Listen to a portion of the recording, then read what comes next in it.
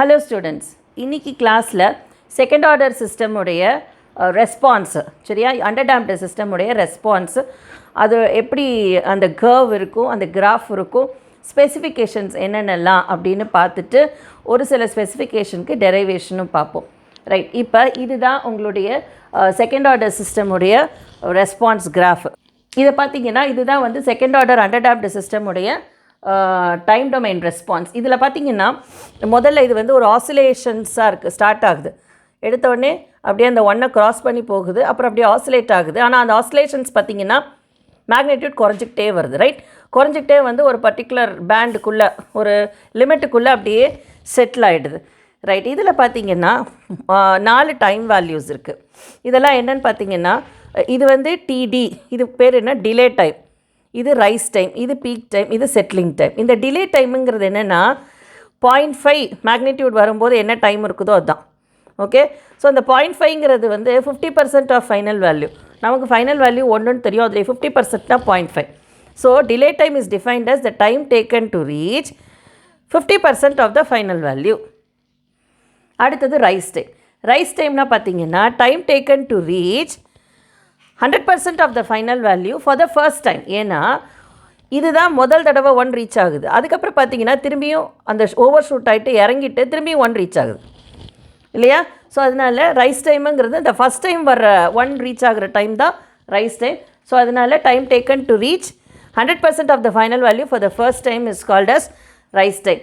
Peak time பார்த்தீங்கன்னா அந்த maximum magnitude எந்த இடத்துல கிடைக்குதோ அந்த வேல்யூ அந்த time. Okay, that is peak time. Time taken to reach the maximum magnitude, that is called as the peak time. Time at which maximum magnitude occurs. சரி, அடுத்தது இந்த செட்டிலிங் டைம்னா என்னங்க பார்த்தீங்கன்னா ஒரு பேண்ட் ஒரு டாலரன்ஸ் லெவலுக்குள்ளே வந்துருச்சு, மேக்னிடியூட் அதை தாண்டி போக மாட்டேங்குது இல்லையா.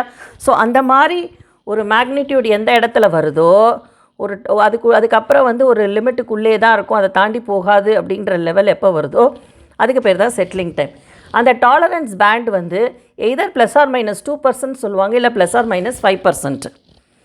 +or-2%ன்னு சொன்னீங்கன்னா +or-2% ஆஃப் ஃபைனல் வேல்யூ அப்படின்னா 0.08. ஸோ அப்படின்னா என்னென்னா 1 தான் நம்மளுடைய ஃபைனல் வேல்யூ. ஸோ 0.98க்கும் 1.02க்கும் நடுவிலே அந்த மேக்னிடியூட் இருக்குதுன்னு அர்த்தம், இந்த மேக்னிடியூடு. ஸோ அப்படி இருந்துச்சுன்னா அது எப்போ அந்த இடத்துல எந்த இடத்துலேருந்து அந்த மாதிரி அந்த பேண்டுக்குள்ளே இருக்குதோ அதுக்கு பேர் செட்டிலிங் டைமுன்னு சொல்லுவோம். ஓகே, இப்போ அடுத்தது இந்த peak over shoot. Peak over shoot பார்த்திங்கன்னா மேக்ஸிமம் மேக்னிடியூட் ஆஃப் பீக்கு வரும் இல்லையா. ஸோ இந்த 1க்கு மேலே எவ்வளோ மேக்ஸிமம் மேக்னிடியூட் ஓவர் ஷூட் ஆகுது, this is called over shoot. ஏன்னா 1லே இருக்கணும், ஆனால் 1ஐ தாண்டி ஷூட்டப் ஆகுது, ஸோ ஓவர் ஷூட். ஸோ இதுக்கு பேர் ஓவர் ஷூட்டுன்னு பேர், பீக் ஓவர் ஷூட். ஸோ இந்த மேக்ஸிமம் அந்த பீக் ரீச் ஆகுது இல்லையா, அந்த பீக் வேல்யூக்கு பேர் தான் வந்து C(TP). அந்த பீக் வேல்யூக்கும் 1க்கும் நடுவில் இருக்கிற அந்த டிஃப்ரென்ஸ் தான் பீக் ஓவர் ஷூட் ரைட். அது யூஸ்வலாக பர்சன்டேஜில் தான் கொடுப்போம். சரி, இப்போ நம்ம வந்து ரைஸ் டைம் ஸ்பெசிஃபிகேஷனை பார்க்கலாம். ரைஸ் டைம் பார்க்கணுன்னா முதல்ல நம்ம அந்த எக்ஸ்ப்ரெஷன் இருக்குது இல்லையா, C(T) expression for a second order underdamped system to unit step, அந்த எக்ஸ்ப்ரெஷனை எழுதிக்கும். So C(T) is equal to 1 - e⁻ zeta nt by √1 - zeta squared sin omega dt plus 5.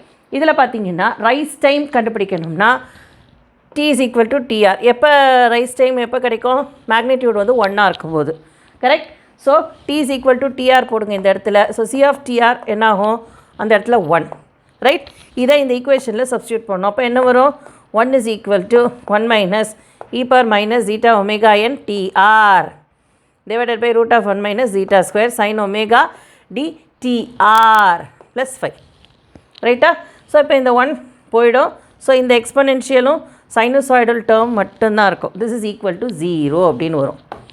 So இங்கே பார்த்தீங்கன்னா ஒரு எக்ஸ்பொனென்ஷியல் பார்ட் இருக்குது, ஒரு சைனூசாய்டல் பார்ட் இருக்குது right.